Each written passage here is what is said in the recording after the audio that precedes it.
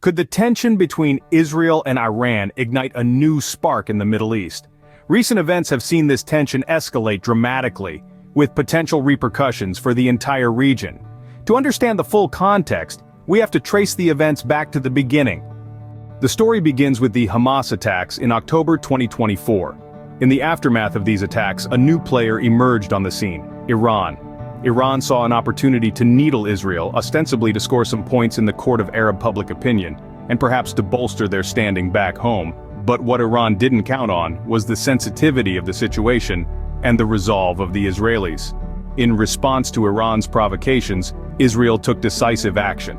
The Israeli forces launched an assault on the Iranian consulate in Damascus, a bold move that clearly communicated their stance.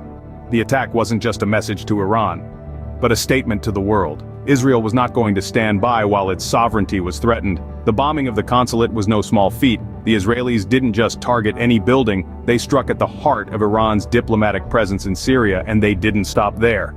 In the same strike, they took out a significant portion of the leadership of the IRGC, Iran's Revolutionary Guard Corps.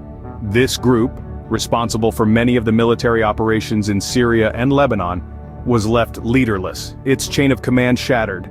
What made this attack even more remarkable was the choice of target. The consulate is, by all definitions, diplomatic grounds. To attack such a place is a clear violation of international norms. Yet, Israel deemed it necessary, a testament to the gravity they assigned to Iran's provocations. The aftermath of the attack was chaotic. Iran was left in shock, unable to believe that Israel had dared to strike on diplomatic soil. It was a blow to their pride and their strategy. The repercussions of this bold move were felt not just in the Middle East but across the world. The chessboard had been upended, the pieces scattered. The attack on the consulate was unexpected and left Iran reeling. This was the genesis of the conflict, the moment when the sparks of tension ignited into a full-blown confrontation. And as we'll see, it was only the beginning. Iran's reaction was swift yet strangely telegraphed. In the wake of the Israeli strike on Iranian leadership in Damascus, Iran decided to hit back, but not without a fair warning. A series of missiles, drones, and artillery rockets were deployed in retaliation towards Israel. However, what was most intriguing about this response was the fact that Iran didn't cloak their intentions in secrecy. Instead, they openly shared their attack plans, even going as far as providing the technical specifications of the weapons they would be deploying.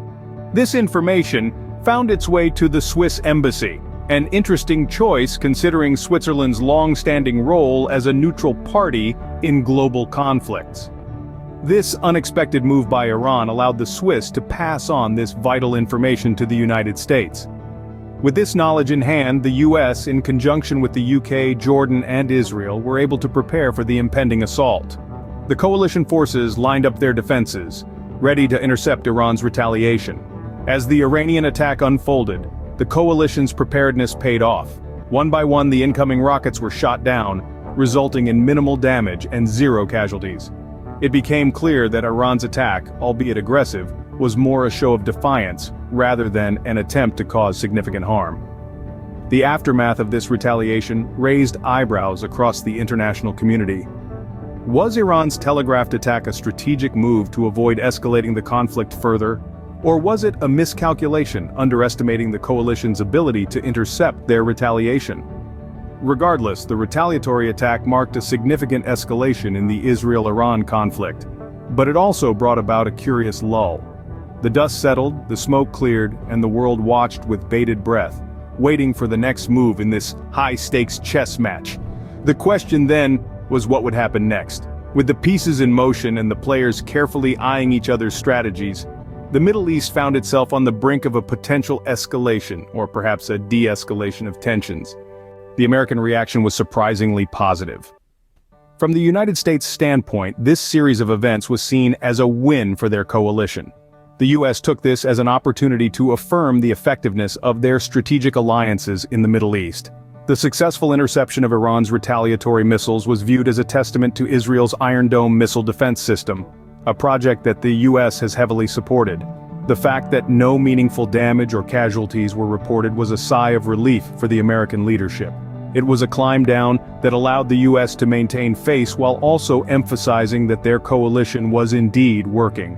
The US saw this as a significant diplomatic victory, demonstrating their ability to manage volatile situations and keep their allies safe. However, this didn't mean they could rest easy. Yet, everyone was still watching Israel closely, anticipating their next move as the tension in the region continued to simmer. Israel decided to make a statement. Not one to sit idle in the face of provocations, Israel took matters into its own hands, launching a counterstrike that would be heard around the world. This was not a random act of aggression but a calculated move, designed to send a clear message to Iran and the rest of the world. The target of Israel's counterstrike was none other than an air defense facility in Iran. But this was not just any military outpost. It was strategically located near Iran's main nuclear research facility in the city of Isfahan. This choice of target was no accident. It was a calculated move, a show of force designed to unsettle Iran and serve as a stark reminder of Israel's military prowess. The counterstrike was swift and decisive. The air defense facility was neutralized, effectively leaving Iran's primary nuclear research facility vulnerable. The message was clear. Israel had the capability and the will to strike where it hurts the most. Yet, it's important to note that Israel didn't go all out. They didn't target the nuclear facility directly. They didn't cause unnecessary casualties. They didn't escalate the situation to a full-blown war. Instead, they chose a target that would make a statement without crossing the line. This move demonstrated Israel's strategic restraint. Even in the face of provocations, they chose not to escalate the situation unnecessarily. Instead, they made a precise, calculated move that served its purpose, to signal their resolve and their capabilities. In the grand chessboard of geopolitics, this was Israel's move. A move designed to show strength, to assert dominance, and to remind everyone that they are not to be messed with. But at the same time, it was a move that showed restraint. A move that showed they are not interested in escalating the situation beyond control. The message was clear. Israel could have done a lot more. But they chose not to. They chose to make a statement, not to start a war. They chose to remind everyone of their capabilities, not to flaunt them unnecessarily. In this high-stakes game of power and politics, Israel's counterstrike was a masterstroke, a move that will be remembered for its precision, its audacity, and its restraint. So where does this leave us now? Well, the dust has settled somewhat on the fields of conflict, but the air remains charged with tension. After the smoke of retaliation and counterstrikes clears, we find ourselves in a situation where everyone is stepping back, taking a breather, and reassessing their strategies. Most parties in the Middle East, despite their differences, are united in one key aspect. They are not interested in a broader conflict. The cost of such a venture, not just in terms of military expenditure but also the potential loss of life and political instability, is too high a price to pay. The chessboard of Middle Eastern politics is complex and volatile. A single, reckless move can topple kings and kingdoms alike. But there's always an outlier, isn't there? Enter Russia, a nation known for its strategic shrewdness and its ability to play the long game. While the rest of the Middle East is keen to avoid a broader conflict, Russia might just see it as a golden opportunity. A conflict of this magnitude could serve as an excellent distraction, diverting the world's attention away from their own internal and external maneuvers. In this game of power and control, nations are like players around a poker table. Some are playing it safe, holding on to their cards, waiting for the right moment to strike. Others, like Russia, might be willing to gamble, to stir the pot and see what happens. As we stand on the precipice of potential escalation, it's crucial to remember that the stakes here are not just political but human.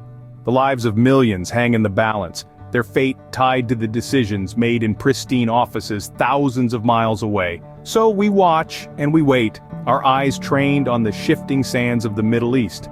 The region, known for its ancient history and rich culture, is once again at the center of global attention, a stage for the drama of international politics to play out.